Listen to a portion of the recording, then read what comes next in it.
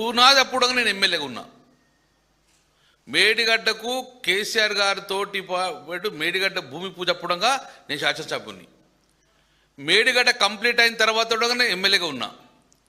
దాని తర్వాత మొట్టమొదటి నీళ్లు మేడిగడ్డ నుంచి ఎత్తిపోసిన తర్వాత ఫస్ట్ నీళ్లు బయటకు వచ్చింది స్లూస్ ద్వారా వచ్చింది, ఆచంపల్లి స్లూస్. మేడిగడ్డ గడ్డ ఎత్తిన నీళ్లు ఆచంపల్లి స్లూస్ ద్వారా 10 గ్రామాలకు నీళ్ళు ఇచ్చినాం. అప్పుడు నేను ఎమ్మెల్యేగా ఉన్నా. ఫస్ట్ నుంచి ఉండబట్టి నాకు అవగాహన ఉంది. కాబట్టి ముఖ్యమంత్రి గారు మీరు 93 ఫ్లో ఉంటేనే మీకు అక్కడ కన్నెపల్లి నీళ్ళు మోటార్ ఆన్ చేయొచ్చు. 97 నడుస్తున్నాయి ఫ్లో. నేను ఏమంటున్నా, ఒక్కసారి మీ బృందాన్ని పంపిండి మేము వస్తాం. మా ముందట మీరు మోటార్లు ఆన్ చేసే అవకాశం ఉంటుంది, దయచేసి మీరు పంపండి. మీరు అన్నారు కదా మేడిగడ్డ మీరు రిపేర్ చేయమన్నామని. మీరు మేడిగడ్డ రిపేర్ చేయకున్నా పర్లేదు, కిందికి ఫ్లో వాటర్ పోతున్నా మంచి రోజు ఒక 9 TMs నీళ్ళు పోయినా పర్లేదు, మాకు ఇబ్బంది లేదు. కానీ ఆ మేడిగడ్డ రిపేర్ చేయకున్నా, మేడిగడ్డ గారు వాటర్ అరేంజ్ చేయకున్నా కన్నెపల్లి పంపు కూడా ఫ్లో ఉన్నది. కన్నెపల్లి పంపు కూడా మోటార్ లాంచ్ చేయండి.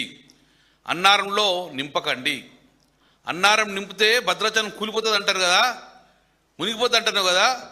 అన్నారంలో నింపడం అవసరం లేదు. అన్నారంలో వేసుకుంటూ సుందిళ్లకు మళ్ళీ లిఫ్ట్ చేసుకుంటూ సుందిళ్ళ నుంచి మీరు ఎల్లంపల్లి దాకా నీళ్ళు తీసుకురండి. ఇదక్కడ ఒక పని చేయండి, మేము మీ ఎంబడి వస్తాం. మీరు మమ్మల్ని అమ్మనండి, మేము వస్తాం.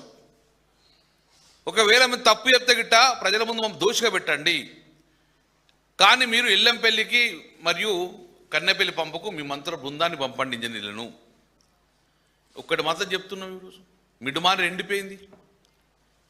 మిడుమాన ఎల్లంపల్లి నుంచి మిడుమాన 2 రూట్లో వరదకాల్లో ఎన్నో స్లూస్ ఉన్నాయి, 100 స్లూస్ ఉన్నాయి.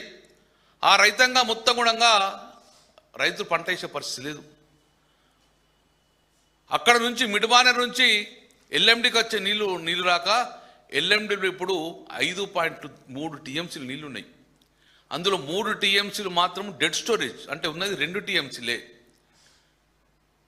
ఇప్పటికీ బూస్టర్ పంపులు ఆన్ చేస్తున్నాం కరీంనగర్ నగరానికి.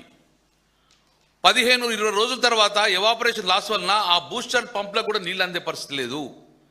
తాగునీరు కూడా ఇబ్బంది అవుతుంది. జీవితంలో ఎప్పుడంగా ఈ జూలై మాసంలో డెడ్ స్టోరేజ్ రాలేదు. ఎప్పుడంగా మిడ్మానేర్ ద్వారా నీళ్ళు వింపుదము. కానీ ఈరోజు తాగునీరుకి ఇబ్బంది అవుతుంది, సాగునీరుకి ఇబ్బంది అవుతుంది. ఎందుకు బేషాలు పోతున్నారు, ఎందుకు మా మీద కక్ష? కాబట్టి మేము రేవంత్ రెడ్డి గారిని, మీకు ఎవరు సలహాలు ఇస్తుండ్రో, ఎవరు మీకు రాంగ్ డైరెక్షన్ ఇస్తుండ్రో ఇవన్నీ తప్పు. మీరు రండి, రేపు మీ బృందం ఒక హెలికాప్టర్ వేసుకొని రండి, మమ్మల్ని రమ్మనండి. కన్నెపల్లికల మోటార్లు ఆన్ చేసే అవకాశం ఉన్నది. దాన్ని ఇమ్మీడియట్గా మీరు అన్నారం నింపండి. అన్నారం కూలిపోదు, మా గ్యారంటీ. మేము కూడా సివిల్ ఇంజనీర్ చదువుకున్నాం. మేము అన్నారంలో 2 TMCలు నీళ్ళు వాగానే మీరు మళ్ళీ లిఫ్ట్ చేసే అవకాశం ఉన్నది. సుందీల నుంచి డైరెక్ట్ ఎల్లంపల్లికి అవకాశం ఉన్నది. ఎల్లంపల్లి నుంచి క్లియర్గా ఉన్నది, ఎక్కడ రిజర్వ్కి ఇబ్బంది లేదు. కాబట్టి ఎక్కడన్నా అన్నారంలో కూలిపోతే మేమే బాధ్యత వహిస్తాం. కాబట్టి ప్రజలకు, రైతులకు ఇబ్బంది చేయకండి. రైతాంగాన్ని మొగులకే చూస్తున్నారు, ఆకాశం వైపు చూస్తున్న వర్షం వస్తా అని. ఎల్లిలో ఉంటే చెప్పినా కూడా ఇప్పుడు రైతులు పంట వేసే పరిస్థితి లేదు. దయచేసి చెప్తున్నాను, బేసిజాలకు పోకండి. రైతులు చాలా ఇబ్బందులు ఉన్నారు, ప్రజలు ఇబ్బంది ఉన్నారు. మేము ఎండాకాలం మండు టెండల్లో కరీంనగర్ నగరంలో కేటీ రామారావు గారు ఛాన్స్ చేశారు. కరీంనగర్ నగరంలో ప్రతిరోజు వాటర్ ఇచ్చిన ఏకైక కార్పొరేషన్. డైలీ వాటర్ పేరు మీద కరీంనగర్ నగరంలో మేము డైలీ వాటర్ ఇచ్చినాం. సౌత్ ఇండియాలోనే ప్రప్రదంగా కరీంనగర్ కార్పొరేషన్లో ఒక 5 డివిజన్లకు 24/7 అంటే 24 గంటలు నీళ్ళు ఇచ్చినాం. ఎప్పుడు నల్ల ఇప్పితే అప్పుడు నల్ల వచ్చే విధంగా పైలట్ ప్రాజెక్ట్ చేసినాం 24/7. ఎందుకంటే సోర్స్ ఆఫ్ వాటర్ ఎల్ఎండిలో బాగుండే. కానీ ఈరోజు డైలీ వాటర్ వేయింది, 24/7 వేయింది. 2 రోజులకు ఒకసారి నీళ్ళు ఇచ్చి అది కూడా మడ్ వాటర్ ఇచ్చే పరిస్థితి వచ్చింది కరీంనగర్ నగరాన్ని. మా గొంతులు ఎండిపోతున్నాయి. మేము ఆవేదనతో మాట్లాడుతున్నాం, మా గొంతులు ఎండిపోతున్నాయి, మా పంటలు ఎండిపోతున్నాయి. మా పంటలను పండించే పరిస్థితి లేదు. కాబట్టి ఇమ్మీడియట్గా బేసిజాలు పోకండి. మా రైతాంగాన్ని బాధలు చూసి ఇమ్మీడియట్గా మీ మంత్రుల బృందము మీరు వచ్చి కన్నెపల్లి విజిట్ చేసి అక్కడ నీళ్ళ అవకాశం ఉంటేనే మోటార్ లాంచ్ చేయండి. నీళ్ళ అవకాశం ఉన్నది. మీరు మోటార్లు ఆన్ చేసే అవకాశం ఉన్నది. ఎవరి మాట వినకుండ్రి. మేము శాసనసభలో అందరూ చెప్తున్నాము, ఒక్క స్విచ్ ఆన్ చేస్తే మా ఎల్ఎండి నీళ్ళు పడతాయి, ఒక స్విచ్ ఆన్ చేస్తే మా మిడ్మానర్ నీళ్ళు వస్తాయి. ఆ విధంగా ఆలోచించమని చెప్పేసి ముఖ్యమంత్రి గారికి వారి మంత్రి బృందానికి కూడా మరొక్కసారి మరో దేవాదులే కాదు, మా ఎల్లంపల్లి మా కన్నెపిల్లంగా సందర్శించని చెప్పి మా యొక్క గౌరవ శాసనసభ బృందం మీ కాంగ్రెస్ పార్టీని మరియు మీ మంత్రుల్ని ముఖ్యమంత్రి డిమాండ్ చేస్తున్నాం.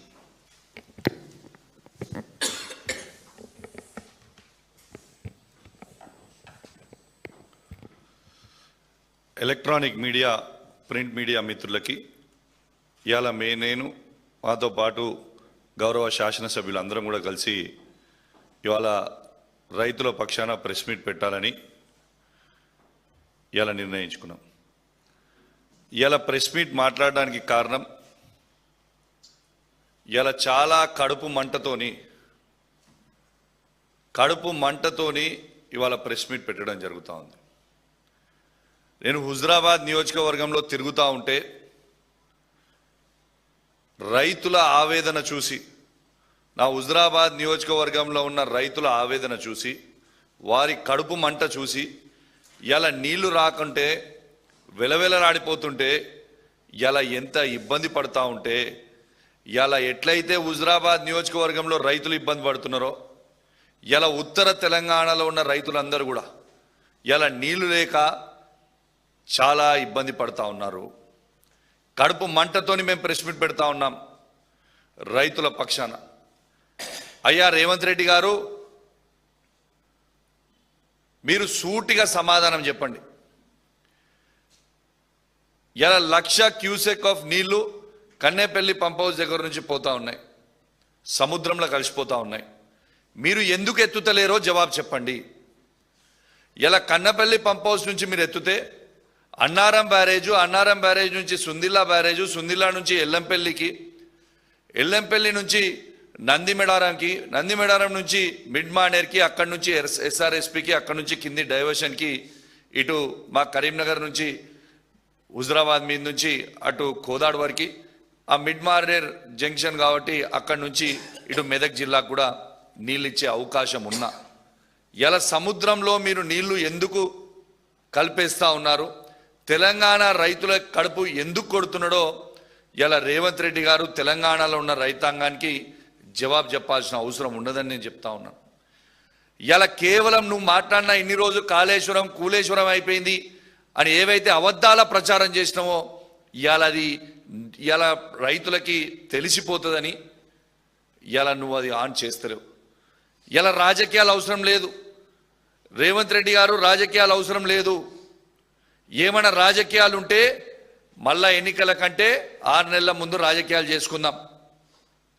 కానీ వాళ్ళ రైతుల కడుపు మీద ఎందుకు కొడుతున్నావు అని మేము అడుగుతున్నాం. ఉత్తర తెలంగాణ రైతుల పక్షాన మేము అడుగుతా ఉన్నాం, వాళ్ళ కడుపు మీద మీరు ఎందుకు కొడుతూ ఉన్నారు?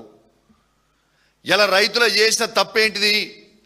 కేవలం కాంగ్రెస్ పార్టీకి వాళ్ళు ఓటేసి నేను కుర్చీ మీద కూర్చోబెట్టడమేనా ఇలా రైతులు చేసిన తప్పు అని నేను అడుగుతా ఉన్నాను. ఇలా రేవంత్ రెడ్డి గారు, మీ బాధ అంతే ఏంది? ఇవాళ అక్కడ నీళ్ళు ఎత్తుతే ఆ నీళ్లు రైతులకి రేపు యూరియా బస్తాలు ఇవ్వాల్సి వస్తుంది. యూరియా బస్తాలు ఇచ్చి పంట పండిన తర్వాత ఆ పంటకు కొనాల్సి వస్తుంది. ఆ పంట కొనుగోలుతో పాటు 500 బోనస్ ఇవ్వాల్సి వస్తుంది. ఇదంతా లొల్లేంది? నీళ్ళే ఇవ్వకపోతే అయిపోతుంది అని ఒక చిల్లర ఆలోచన ఇలా రేవంత్ రెడ్డి గారు చేయడం చాలా చాలా చాలా బాధాకరం. ఇలా రేవంత్ రెడ్డి గారు, మీరు వెంటనే నీళ్లు ఎత్తాలని మా తెలంగాణలో ఉన్న రైతుల పక్షాన మేము డిమాండ్ చేస్తూ ఉన్నాం. ఇలా కేసీఆర్ గారే ఈ తెలంగాణ రాష్ట్రానికి ఒక రైతే ముఖ్యమంత్రి అయితే ఏ విధంగా ఉంటుంది అనేది ఆ రోజు తెలంగాణ తొలి ముఖ్యమంత్రి అయిన కేసీఆర్ గారు ఇలా అద్భుతమైన కాళేశ్వరం ప్రాజెక్ట్, అంటే ఇది మన దేశంలోనే కాదు ప్రపంచంలోనే అద్భుతమైన Kaleshwaram project, world's largest irrigation ప్రాజెక్ట్ని ఇలా కట్టింది కేసీఆర్ గారు. ఎందుకంటే కేసీఆర్ గారు రైతు బిడ్డ కాబట్టి, కేసీఆర్ గారికి వ్యవసాయం గురించి తెలుసు కాబట్టి, ఇలా రైతు ఆవేదన కేసీఆర్కి తెలుసు కాబట్టి, ఇలా కేసీఆర్ గారు దుక్కి దున్ని సాలేస్తాడు కాబట్టే ఇలా కాళేశ్వరం నీళ్ళు అనేటి ఎంత ముఖ్యమో కేసీఆర్ గారికి తెలుసు.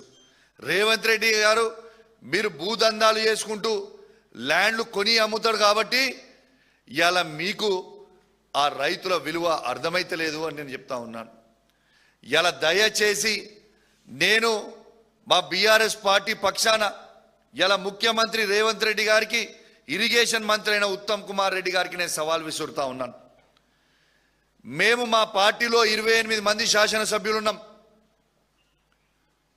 ఆ దొంగలు పోయింది కాక 28 మంది శాసనసభ్యులు ఉన్నాం.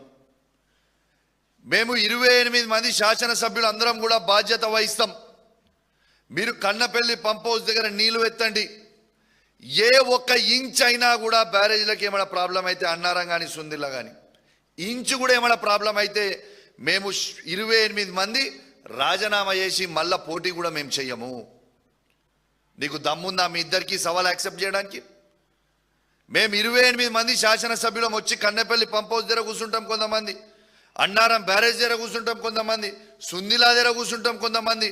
ఇక రాండి చూద్దాం. అంటే కేవలము రైతులను ఇబ్బంది పెట్టాలనే ఒక ఆలోచనతోని ఇవాళ మీరు ఇబ్బంది పెడతా ఉన్నారు. ఇలా మీరు నీళ్ళు ఎత్తుతలేరు. ఎందుకంటే రేపు నేను చెప్పిన కదా రేవంత్ రెడ్డి గారు బద్నాం అవుతారని. కానీ రేవంత్ రెడ్డి గారు బేసిలకు అవసరం లేదు. మీరు వెంటనే నీళ్ళు ఎత్తండి. రేపు తాగునీటికి కూడా మాకు ఇబ్బంది అవుతుంది. ఇలా నీళ్ళు ఇవ్వకపోతే ఇలా కరీంనగర్ జిల్లా బిడ్డగా నేను మీకు చెప్తా ఉన్నాను, మాకు చాలా ఇబ్బంది అవుతుంది. రేపు వ్యవసాయ నీళ్లు దేవుడి గారు కానీ వాడి నుంచి ఎత్తపోతే రేపు తాగడానికి మంచినీళ్ళు దొరికే పరిస్థితి లేదు. ఇది రేవంత్ రెడ్డి గారు గమనించాలని విజ్ఞప్తి చేస్తా ఉన్నాను. నిన్న మా వర్కింగ్ ప్రెసిడెంట్ కేటీఆర్ గారిని తీసుకొని గంగ్లా కమలాకర్ గారి నాయకత్వంలో కేటీఆర్ గారిని ఆడికి తీసుకుపోయి ఎల్ఎండి లోపల తీసుకొని పోయి ఎల్ఎండి మధ్యలోకి పోయి మొత్తం తిరిగి వచ్చే పరిస్థితి ఉన్నది. చుక్క నీళ్ళు లేవు. కిందికి చాలా ఇబ్బంది అయ్యే పరిస్థితి ఉన్నది. ఎందుకు ఎత్తావు? నీకు ఎవ్వరు ప్రశ్నించినా వాళ్ళని తిడుతున్నావు. మా రక్తం కావాలని అడుగుతున్నావు. బరాబర్ చెప్తున్నాం. మా బీఆర్ఎస్ పార్టీలో ఉన్న శాసనసభ్యులతో పాటు ఈ రాష్ట్రంలో ఉన్న మా ప్రతి బీఆర్ఎస్ పార్టీ కార్యకర్త అందరం కూడా నీకు రక్తం లీటర్లు ఇస్తాం. తీసుకో మా రక్తం. కానీ రైతులకు మాత్రం మాకు నీళ్ళు ఇవ్వాలని మేము ఎట్టు పరిస్థితుల రేవంత్ రెడ్డి గారిని మేము డిమాండ్ చేస్తూ ఉన్నామని చెప్పి సందర్భంగా తెలియజేస్తా ఉన్నాను.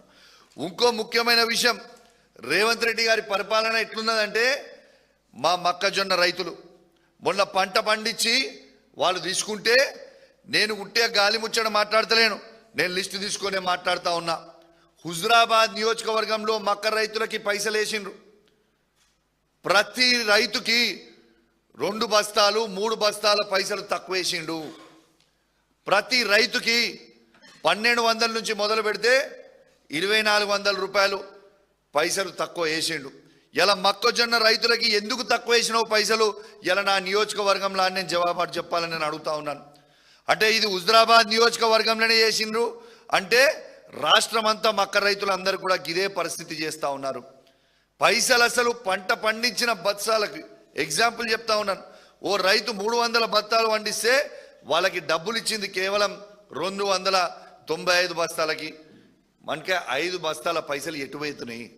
ఎవరు కమిషన్ తింటుండ్రు? మరి రేవంత్ రెడ్డి గారు కమిషన్ మీకు వస్తుందా, లేకుంటే మార్క్ఫెడ్ ఎండి గారికా, లేకుంటే అగ్రికల్చర్ మినిస్టర్ గారికా, ఎవరికి పోతా ఉంది? మా రైతులు ఇచ్చిన డబ్బులు, పంట పండించిన డబ్బులు, వాళ్ళ పంట తీసుకొని వాళ్ళకి డబ్బులు వేయడానికి ఎందుకు ఇంత బేసిపోతుర్రు? మొత్తం ఎందుకు వేస్తలేరు? ఖచ్చితంగా దీనికి జవాబు చెప్పాల్సిన అవసరం ఉన్నది. మా హుజురాబాద్ నియోజకవర్గంలో ఆల్రెడీ పంట అయిపోయింది, మళ్ళీ నార్మల్ వస్తురు, మళ్ళీ నాట్లేసే టైం వచ్చింది, కానీ ఇంకా పైసలు వేస్తారు. కేవలం 65 నుంచి 70% మాత్రమే డబ్బులు వేసినావు. ఇంకా 30% డబ్బులు వేయలే. వేసిన 65-70% మందికి పైసలు కట్టింగ్ చేసి 3 బస్తాలు 4 బస్తాలు 5 బస్తాలు కట్టింగ్ చేసి పైసలు వేసినావు. మరి ఎందుకు వేస్తలేవో ఖచ్చితంగా జవాబు చెప్పాల్సిన అవసరం ఉన్నది. వెంటనే నీళ్లు ఎత్తాలి. నీళ్లు ఎత్తకపోతే, కన్నపల్లి పంప్ హౌస్ దగ్గర నుంచి మీరు నీళ్లు ఎత్తకపోతే మాత్రం తీవ్రమైన పరిణామాలు ఎదుర్కొనే పరిస్థితి వస్తుందని చెప్పి కూడా ఈ సందర్భంగా తెలియజేస్తూ సెలవు వేసుకుంటా ఉన్నాం. జై తెలంగాణ, జై కేసీఆర్.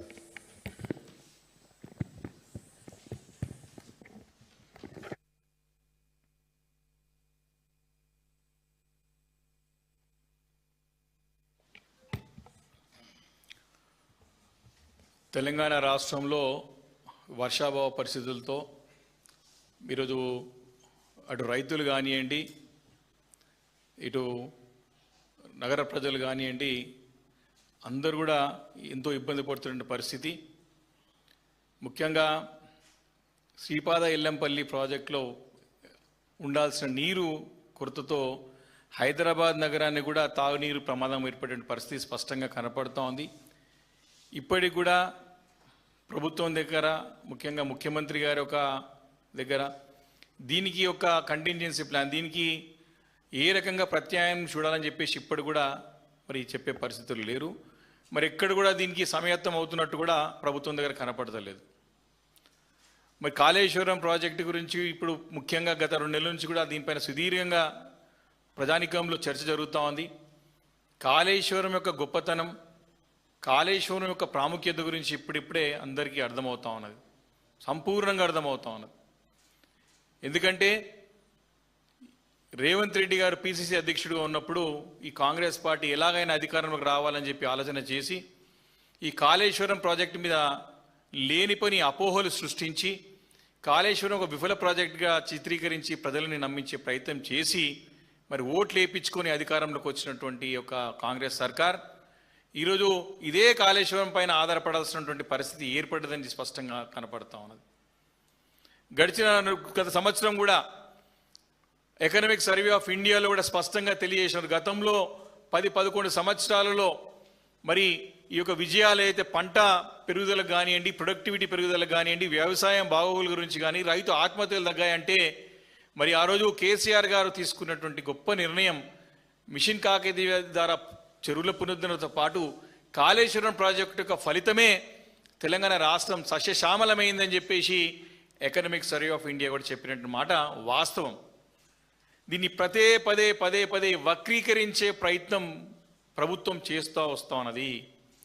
అధికారంలోకి వచ్చి దాదాపు 2.5 సంవత్సరాలు అయిపోయి ఈరోజు 31 నెల దగ్గర పూర్తి వస్తున్న సందర్భంలో ఇంకా కూడా ప్రజలకి ఏది అవసరమో రాష్ట్ర ప్రయోజనాలను దృష్టిలో పెట్టుకోకుండా రాజకీయాలకే ప్రాధాన్యత ఇస్తూ ఇంకా కూడా ఈ యొక్క కాళేశ్వరం ప్రాజెక్ట్ పైన దుమ్మెత్తిపోసే ప్రయత్నం చేస్తున్నారు. ఎంత దిక్కుమాల, ఎంత దిగజారు రాజకీయం అంటే గతం 2 సంవత్సరాలలో కూడా కాళేశ్వరంలో అనేక కాంపోనెంట్లు కాళేశ్వరంలో మరి భాగమైనటువంటి అనేక కాంపోనెంట్లు వాడుకొని మరి మంచి ఫలితాలు తెచ్చుకొని కూడా కాళేశ్వరం నిరుపయోగం అని చెప్పే ప్రయత్నం చేస్తూ ఉన్నారు. కేవలం కాళేశ్వరం అంటే మేడిగడ్డ బ్యారేజ్, సునీల అన్నారం సుందీలనే కాదు, అనేక కాంపోనెంట్లు ఉన్నాయి దీంట్లో. వీటన్నిటి కూడా వాడుకొని 2 సంవత్సరాలు కావస్తా ఉన్నది. ఇప్పుడు మేడిగడ్డ బ్యారేజ్ యొక్క అవసరం ఏర్పడ్డది. చాలా సందర్భాల్లో మేడిగడ్డ బ్యారేజ్ దగ్గర ఎందుకు మీరు కట్టినారు అని చెప్పేసి ఇదే ముఖ్యమంత్రి రేవంత్ రెడ్డి గారు ప్రశ్నిస్తూ ఉన్నారు. ఇప్పుడు కూడా అడుగుతా ఉన్నారు. తెలంగాణ రాష్ట్రంలో ఎక్కడ చుక్క నీరు లేదు. తెలంగాణ రాష్ట్ర వ్యాప్తంగా నీటి గురించి అల్లాడుతున్నారు.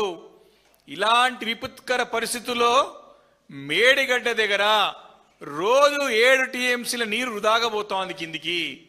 అంటే 1,00,000 క్యూసెక్ల నీరు రోజు వృధా పోతా ఉన్నది. ఇప్పుడు వారికి సమానం చెప్పాలా? ఎందుకు వారికి సమానం దొరికింది ఇప్పుడైనా తెలుసుకోవాలి. వాళ్ళు మేడిగడ్డ దగ్గర కట్టాల్సిన అవసరం ఎందుకు ఏర్పడ్డదని చెప్పి మరి ఇప్పుడు వారన్నా ఇప్పుడైనా జ్ఞానోదయం కావాలా, తెలివి తెచ్చుకోవాలా. ఇంకా కూడా అంత పెద్ద ఎత్తున నీళ్లు పోతున్నాయి అని చెప్పేసి అధికారికంగా ఇరిగేషన్ డిపార్ట్మెంట్లో వెలువడుతూ ఉంటే ముఖ్యమంత్రి గారు ఎంత అజ్ఞానంతో, ఎలాంటి అవగాహన లేకుండా నీళ్ళు ఎక్కడి అని అడుగుతున్నాడు. నీళ్ళు ఎక్కడికి వెళ్ళి నీళ్ళు వస్తే కదా ఎత్తుకుపోవడానికి అని చెప్తాడు. అంత పరిజ్ఞానం ఉన్నటువంటి ముఖ్యమంత్రి దొరకడం తెలంగాణ ప్రజలకు దౌర్భాగ్యం, దురదృష్టం. ఇలాంటి ముఖ్యమంత్రి తన రాజకీయాలకే ప్రాధాన్యత ఇస్తూ నిజాన్ని కూడా అబద్ధం చేసే ప్రయత్నం చేస్తూ ఉన్నాడు. కాబట్టి ఈ 2.5 సంవత్సరాల నుంచి కూడా ఇప్పుడు ఎందుకు మీరు ఎక్కడికి వెళ్ళి ఎత్తుతలేరంటే ఎన్డీఎస్ఏ పేరు మీద తప్పించుకునే ప్రయత్నం చేస్తూ ఉన్నారు. మేడిగడ్డ దగ్గర నీళ్లు ముయ్యకుండా, మనకి మేడిగడ్డ దగ్గర గేటు ముయ్యకుండానే నీళ్ళు ఎత్తిపోయొచ్చు అని చెప్పి పదే నిపుణులు, ఇంజనీర్లు, రిటైర్డ్ ఇంజనీర్లు అందరూ కూడా చెప్తా ఉంటే పడి చెవున పెట్టేసి మరి రాజకీయానికి ప్రాధాన్యత ఇస్తూ ఇది విఫల ప్రాజెక్టు చూపెట్టే ప్రయత్నం చేస్తూ ఉన్నారు. ముఖ్యంగా మరి ప్రభుత్వం వచ్చిన తర్వాత సరే ఎన్డీఎస్ఏ చెప్పింది క్లియర్గా మీరు దాన్ని మరమ్మతులు చేసి వాడుకోవచ్చు అని చెప్తే కూడా మరి దాన్ని మనబతులు చేయకుండా ఎప్పుడు కూడా ఇన్ని రోజులలో 2.5 సంవత్సరాలు కావస్తా ఉన్నది. ఏ రోజైనా సరే ఎన్డీఎస్ఏ ద్వారా మీటింగ్ ఏర్పాటు చేసుకున్నాడా? ఏ రోజైనా ఒక లెటర్ రాసినాడా? 73 సార్లు నిన్న ఢిల్లీ కలుపుకుంటే 73 సార్లు ఢిల్లీ పోయినాడు. ఒక్కసారన్నా ఎన్డీఎస్ఏ అధికారులతో ప్రత్యేకమైన సమావేశం ఏర్పాటు చేసినాడా రేవంత్ రెడ్డి గారు ప్రశ్నిస్తూ ఉన్నాం. మెట్రో స్వాధీనం చేసుకోవడానికి, మెట్రో ఉన్నటువంటి 350 ఎకరాలని కాజేయడానికి, దాని ద్వారా రియల్ ఎస్టేట్ దందా చేసుకోవడానికి, తన అన్యాయాలకు అప్పచెప్పడానికి రోజు మెట్రో మెట్రో అని చెప్పి 10 సార్లు పర్యటించినవే, ఉత్తరాలు రాసినవే. ఇదే మేడిగడ్డ గురించి ఎందుకు లెటర్ రాయలేదు? నువ్వు ఎందుకు ప్రశ్నించలేదు? ఎందుకు నిలదీయలేదు? ఎందుకు మీ ఎంపీలు అడగలేదు? బీజేపీ ఎంపీలు అడగలేదు? కేవలం ఎన్డీఎస్ ఒక సాకుగా చూపెట్టి తప్పించుకునే ప్రయత్నం చేస్తూ ఉన్నాడు రేవంత్ రెడ్డి కాంగ్రెస్ సర్కార్. మీరు వచ్చిన తర్వాత మరి ఉత్తమ్ కుమార్ రెడ్డి గారు గతంలో ఆర్మీలో పనిచేసినటువంటి అపారమైన అనుభవం ఉన్నది. మరి మిలిటరీలో తనకున్న పరిచయాలతో మరి ఆ రోజు మరి మిలిటరీలో ఆర్మీలో ఇంజనీరింగ్ అనుభవం ఉన్నటువంటి కల్నల్ పరీక్షిత్ గారిని మరి కాళేశ్వరం పునరుద్ధరణకి, అదేవిధంగా ఎస్ఎల్బిసి టన్నెల్కి, ఎస్ఎల్బిసి టన్నెల్ తవ్వకాలకి ఒక సలహాదారుగా పెట్టుకున్నారు.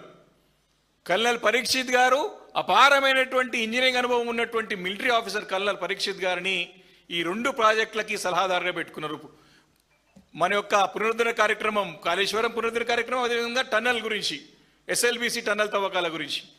మరి కల్నల్ పరీక్షిత్ గారు వచ్చి పర్యవేక్షించి మరి ఇలాంటి పరిస్థితుల్లో, మరి విపత్కర పరిస్థితి ఈరోజు, అలాంటి పరిస్థితుల్లో దాన్ని స్టడీ చేసి దాని రిపోర్ట్స్ తయారు చేసి మరి వచ్చారంటే మేము అనుకున్నాం మరి ఒక మిలిటరీ ఆఫీసర్ తీసుకొచ్చారు కదా, యుద్ధ ప్రాతిపదికన ఈ యొక్క మేడిగడ్డని పునరుద్ధరించి ఎక్కడ నీళ్ళెత్తుతారేమో అని ఆలోచన చేసినాం.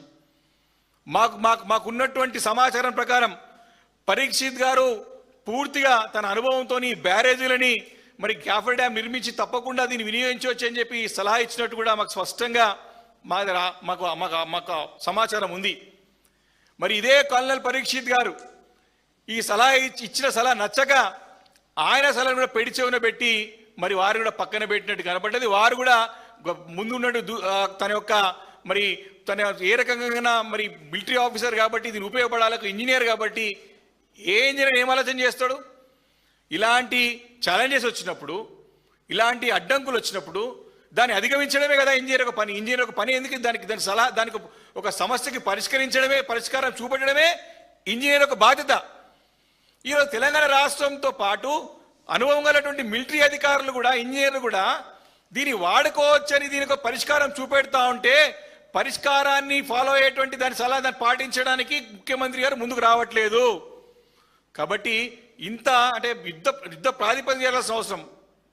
విపత్తు అంటే కేవలం వరదలు వచ్చినప్పుడే కాదు, ఇలాంటి పరిస్థితి కూడా. మరి ఈరోజు ఇంత తీవ్రమైన సమస్య కరువు అంటే కరువు కూడా ఒక విపత్తు లాంటిది. రేపు పొద్దున కరువు వచ్చేటువంటి ప్రమాదం కనపడుతూ ఉన్నది. కాబట్టి ఈ నీతి కొరత రాకుండా చూడాల్సినటువంటి బాధ్యత కూడా మరి ఇటు అధికారులపైన కానీ, ఇటు మిలిటరీ నుంచి అధికారులపైన, ప్రతి ఒక్కరిపైన ఉంటుంది. కాబట్టి ఎవ్వరు సలహాలు కూడా మరి తీసుకోవడానికి ముఖ్యమంత్రి రేవంత్ రెడ్డి గారు సిద్ధంగా కనపడతలేదు.